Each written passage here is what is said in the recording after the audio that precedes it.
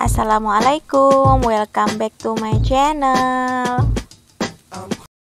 Halo, welcome back to my channel. Nah, buat teman-temanku, kali ini aku mau bagi video yang menceritakan tentang sejarah biografi seorang pejuang Banjar yang bernama Demang Lehman. Nah, jangan ditanya video YouTube kita ini arahnya mau kemana ya. Intinya YouTube ini dibuat untuk hal-hal yang bermanfaat, entah itu mau bikin tutorial ataupun membagi cerita ilmu seperti ini. Ya, selagi itu bermanfaat, aku akan share di video YouTube ini ya. Maklum saja ya, YouTuber pemula masih mencari jati diri. Nah, cerita ini requestan dari anak-anak murid aku. Ya, buat kalian-kalian nih, santri-santriwati anak-anak sayangan ibu yang masih sibuk mabar dan masih sibuk tidur, bangun ya. Bani rebahan bangun ya. Kemudian buat santri-santriwatinya yang masih sibuk nge-scroll video-video atau sibuk ngehaluin pengen jadi bininya BTS ya, bangun ya. Sampai lebaran monyet kalian tidak akan bisa mewujudkan impian itu ya. Ngebias boleh silahkan, ngehalu boleh silahkan ya, tapi dalam batas-batas yang wajar. Otak kalian juga harus perlu diisi dengan ilmu-ilmu yang bermanfaat. Oke, jadi jangan sibuk ngebiasin Korea-Korea saja, tapi isi juga dengan hal-hal yang bermanfaat. Kim Namjoon, Kim Seokjin, Seo Jongkok dan lain sebagainya itu tidak akan mungkin jadi laki kalian. Oke, sadar. Oke. Nah, kali ini kita langsung saja ke ceritanya. Check it out. Nah, sebelum mulai ceritanya, cerita ini tuh diambil dari beberapa sumber dari internet dan lain-lain ya. Jadi buat yang tahu banget sejarahnya seperti apa, mau menambahkan dan lain sebagainya, bisa banget ya, silahkan di komen. Jangan sampai dijudge ketika salah menyebut dan lain sebagainya ya, karena maklum YouTuber pemula dan baru belajar bicara di depan kamera yang ternyata sangat sulit ya. Jadi mohon kalau ada hal-hal yang kurang berkenan mohon dimaafkan, dan mau ditambahkan silahkan komen di bawah. Oke? Kiai Demang Lehman atau yang kita biasa kenal dengan Demang Lehman ini adalah salah satu pejuang Banjar yang sangat gigih untuk mengusir Belanda dari bumi Banjar ya. Kalau kebanyakan masyarakat luas itu tahunya Demang Lehman adalah nama stadion. Nah, dari pemerintah Kalimantan Selatan sendiri sebagai penghargaan terhadap jasa-jasa beliau, dibuatlah stadion di Kabupaten Banjar di Martapura sana itu atas nama beliau ya. Padahal beliau adalah seorang pejuang ya, yang harusnya kita terutama masyarakat Banjar tuh harus tahu bagaimana sejarah hidup beliau ya, yang mengorbankan jiwa raga beliau untuk bisa terbebasnya bumi Banjar dari penjajahan Belanda. Nah, beliau ini terlahir atas nama Idris ya. Beliau lahir di Martapura pada tahun 1832 dan wafat pada tanggal 27 Februari 1864 di Martapura juga di usia 32 tahun, masih sangat muda sekali ya. Nah, awal mula kenapa beliau diberi gelar Demang Lehman ya, awalnya pada tahun 1857 beliau itu ditunjuk sebagai panakawan atau ajudan dari Pangeran Hidayatullah II. Tapi karena jasanya yang luar biasa, atas kesetiaannya yang luar biasa, kemudian Pangeran Hidayatullah itu menganugerahi beliau seorang Adipati Mangkunegara atau kepala distrik di Riam Kanan. Nah, sejak saat itu orang mengenal beliau dengan nama Demang Lehman.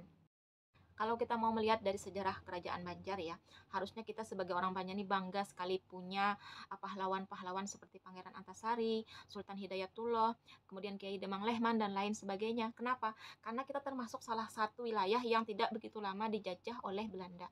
Jadi kerajaan Banjar itu benar-benar hancur, dibumi hanguskan oleh Belanda dan diduduki oleh Belanda secara sepenuhnya itu pada tahun 1905. Nah, jadi kita tidak sampai dijajah beratus-ratus tahun seperti daerah-daerah lain ya. Ini kenapa berkah perjuangan dari para pejuang-pejuang kita yang mengorbankan nyawa, harta, jiwa raga beliau ya untuk keselamatan bumi Banjar. Jadi patutlah kita sebagai warga Banjar tuh banyak-banyak mendoakan beliau, mudah-mudahan beliau ditempatkan Allah Ta'ala di sisi orang-orang beriman dan diberi ganjaran surga Firdaus berserta Rasulullah nanti ya. Pada tahun 1859, Sultan Adam itu wafat. Kemudian beliau menyerahkan surat mandat kepada ratu beliau, Nyai Komalasari, untuk diserahkan dan diteruskan kepada Sultan Hidayatullah II. Surat mandat ini berupa penyerahan kekuasaan kerajaan Banjar kepada beliau. Nah, sejak saat itulah Sultan Hidayatullah itu sebagai pemimpin kerajaan Banjar. Nah, dari beliau tuh kemudian menunjuk Pangeran Antasari dan Demang Lehman sebagai pemimpin-pemimpin dari pasukan-pasukan bumi Banjar untuk melawan Belanda yang ingin menguasai bumi Banjar. Nah, pada awal Perang Banjar terjadi, Kiai Demang Lehman itu diperintahkan untuk membentuk kekuatan di daerah Tanah Laut sana ya, bersama dengan Kiai Langlang, Habib Sohibul Bahashim, dan penghulu Syekh Haji Buya Yasin. Nah, namun karena keadaan genting, karena Keraton Bumi Slamet itu terancam oleh keberadaan Belanda, makanya beliau kemudian mengerahkan pasukan sebanyak 800 orang ke Bumi Slamet ya, dan menyerang pos-pos Belanda yang ada di sana dan menewaskan Letnan Kolonel Bon Ostend. Nah, ini awal mula kekalahan Belanda terhadap Perang Banjar. Nah, hal ini membuat Belanda tuh semakin geram terhadap pejuang-pejuang Banjar ya. Kemudian mereka mendatangkan kapal-kapal dari kerajaan Bone menuju ke pantai di daerah Tanah Laut sana untuk merebut benteng Tabuniau. Nah, walaupun sudah dikerahkan banyak meriam ya, sebanyak 15 buah kapal dikerahkan untuk menggempur benteng tersebut, tapi ketika mereka datang dan melihat hasilnya itu tidak ada satupun dari para pejuang atau para pahlawan-pahlawan kita yang gugur. Nah, ini menunjukkan strategi perang yang dimiliki Kiai Demang Lehman ini memang sangat gitu ya, membuat Belanda kelimpungan dan membuat Belanda semakin murka terhadap pejuang-pejuang Banjar. Pertempuran rakyat Banjar sendiri itu terjadi di 3 titik lokasi ya. Yang pertama itu ada di Banua Lima yang dipimpin oleh Tumenggung Abdul Jalil, Kiai Adipati Anom, dan Dinding Raja serta Pembakal Utun. Nah, lokasi kedua itu ada di sekitar Martapura dan Tanah Laut yang dipimpin oleh Kiai Demang Lehman dan Kiai Syarif Sohibul Bahasim. Nah, sedangkan untuk lokasi ketiga di sepanjang Sungai Barito itu dipimpin oleh Pangeran Antasari Syarif Ali Akbar Basyaiban. Pada saat itu Belanda yang memiliki personil lengkap, persenjataan yang lengkap ya, melihat perlawanan masyarakat Banjar yang luar biasa seperti ini, mereka juga akhirnya kewalahan ya.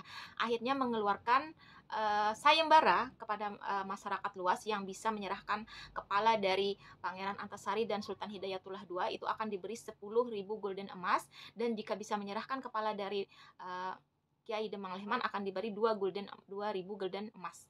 Nah, tapi masyarakat Banjar dengan semboyannya wajah sampai ke puting ya tidak tergiur dengan sayembara tersebut.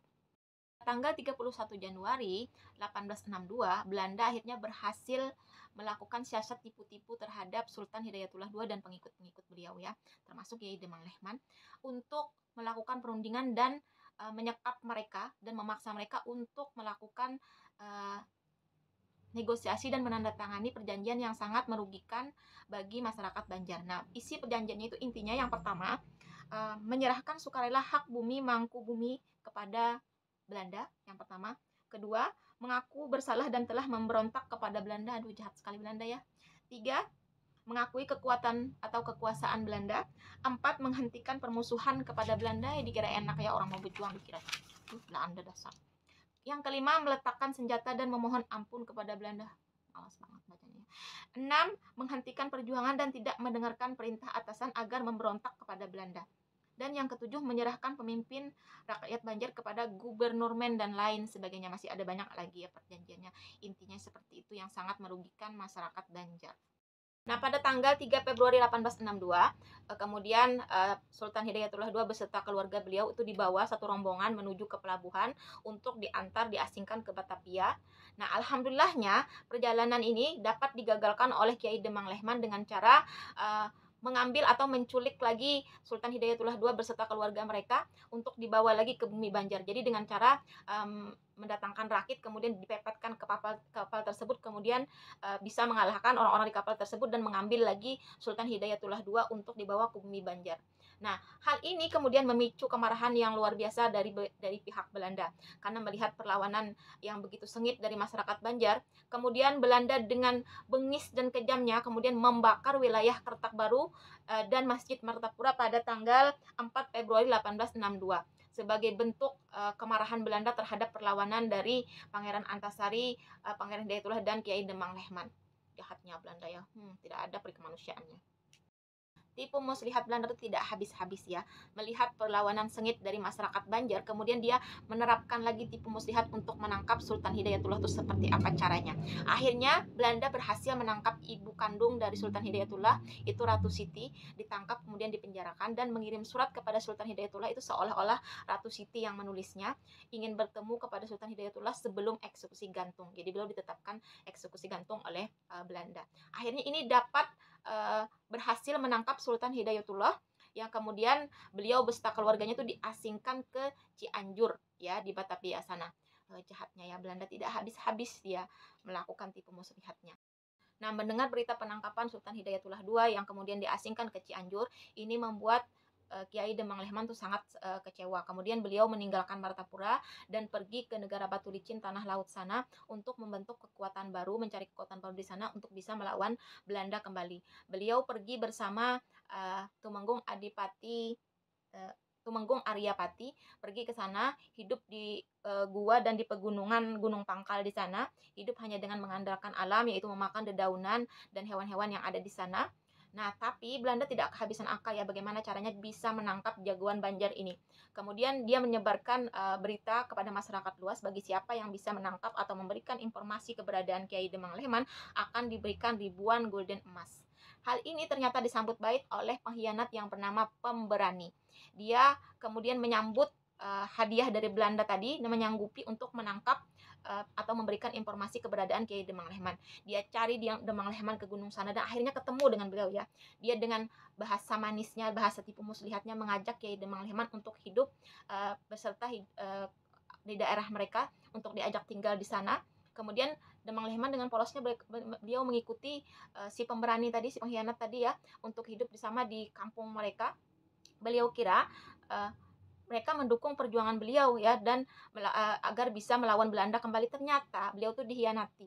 Jadi setelah diberikan tumpangan di sana, beliau selepas sholat subuh beliau tuh dikepung oleh Belanda karena tadi si pemberani itu memberikan informasi kepada Belanda agar berkhianat mendapatkan golden emas tadi untuk menangkap Kiai Demang Lehman. Setelah selepas sholat subuh, beliau itu dikepung. Beliau tidak menggunakan senjata apapun ya, melawan lagi Belanda dengan kekuatan yang ada. Kemudian karena tidak seimbang kekuatannya, beliau akhirnya ditangkap dan dibawa ke Martapura untuk dijatuhi hukuman di sana. Nah, dibawanya beliau ke Martapura ini kemudian tersebar luas kepada masyarakat Banjar yang membuat masyarakat Banjar itu sangat kecewa sekali dan mentalnya sangat down karena pemimpin-pemimpin mereka yaitu Sultan Hidayatullah, kemudian Kiai Demang Lehman pun tertangkap, hanya tinggal Pangeran Antasari dan pengikut-pengikutnya yang jadi penyemangat dari masyarakat Banjar sendiri untuk bisa berjuang lagi. Nah, setelah ditangkap dari tanah Batu Licin sana, kemudian beliau dibawa ke Martapura untuk dieksekusi atau dijatuhi hukuman. Akhirnya Belanda menetapkan hukuman mati kepada Kiai Demang Lehman ini dengan cara digantung. Nah, pada tanggal 27 Februari 1864, akhirnya beliau menghadapi eksekusi gantung dari Belanda. Dengan jiwa pemberaninya, tanpa ditutup mata beliau, beliau datang ke tiang gantung dan memandang para pejabat-pejabat Belanda tuh dengan murkanya ya. Jadi sampai titik darah penghabisan pun beliau tidak menyerah. Tidak ada jiwa atau rasa takut sedikit pun kepada Belanda sekalipun beliau ingin dieksekusi mati.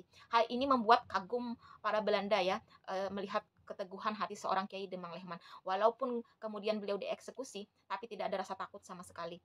Nah, setelah beliau dieksekusi gantung, kemudian dari pihak Belanda dengan kejam dan bengisnya ya, kepala beliau tuh dipisahkan dari badan beliau. Jadi kepalanya itu dibawa ke Belanda sana, ditaruh di Museum Leiden Belanda sebagai bukti penghargaan nih keberhasilan Belanda telah mengalahkan pemimpin Banjar yang sangat perkasa ini. Jadi kepala beliau tuh ditaruh di museum sana.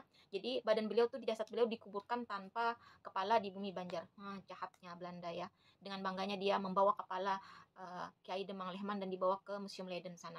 Nah, inilah akhir dari perjuangan Kiai Demang Lehman yang sangat membuat kita tersentuh ya, dengan perjuangan beliau yang sangat gigih tanpa menyerah, bahkan saat dieksekusi mati pun tidak ada rasa takut sama sekali ya. Jadi wahai kita para pemuda-pemuda nih, tolong hargai jasa-jasa para pejuang-pejuang kita di masa lalu dengan cara seperti apa. Belajarlah dengan sungguh-sungguh, jadikan diri kalian berguna bagi nusa bangsa ini. Nusa bangsa ini tuh dibangun dengan darah, keringat, dan cucuran air mata dari pahlawan-pahlawan kita. Jangan sampai kita didatangi lagi oleh para penjajah, dijajah lagi. Kalaupun sekarang ya para penjajah itu tidak akan datang dengan senjata mau menjajah Indonesia, tidak. Mereka akan menjajah dengan cara membodohkan masyarakat kita, dengan cara menjajah secara ekonomi. Nah, ini yang akan terjadi jika kalian tidak mau belajar dengan sungguh-sungguh. Makanya itu penting sekali bagi kita belajar dari sejarah agar kita bisa mawas diri, memperbaiki diri lebih baik lagi. Ayo kita belajar dengan sungguh-sungguh lagi, jadikan diri kalian orang-orang yang berguna bagi nusa dan bangsa ya. Jangan jadi sampah masyarakat ya. Sampah masyarakat itu seperti apa? Merepotkan orang, ngelempok, ngerampok, jadi maling dan lain sebagainya. Jangan seperti itu ya. Nah, jika ada kekurangan atau kesalahan dalam penyebutan pada video ini, mohon maaf sekali ya, karena ini merupakan video pemula dan dari YouTuber pemula, jadi harap dimaklumi. Jika ada yang ingin ditambahkan, silahkan tambahkan di bawah ya. Nah, cerita ini aku ambil dari internet yang bersumber dari di Banjarmasin Kring Fund tahun 1859 sampai 1863 oleh Van Res WA 1865. Ini catatan dari Belanda. Kemudian dari Kerajaan Banjar, Sejarah Perkembangan Politik, Ekonomi, Perdagangan, dan Agama Islam oleh M. Ghazali Usman tahun 1994. Dan yang ketiga oleh Sultan Kerajaan Banjar oleh Kiai Bondan Amir Hasan pada tahun 1953. Nah, jika ada kekurangan dan lain sebagainya mohon dimaafkan ya. Terima kasih yang sudah menonton. Jangan lupa like, komen, dan share. Mudah-mudahan bermanfaat. Assalamualaikum.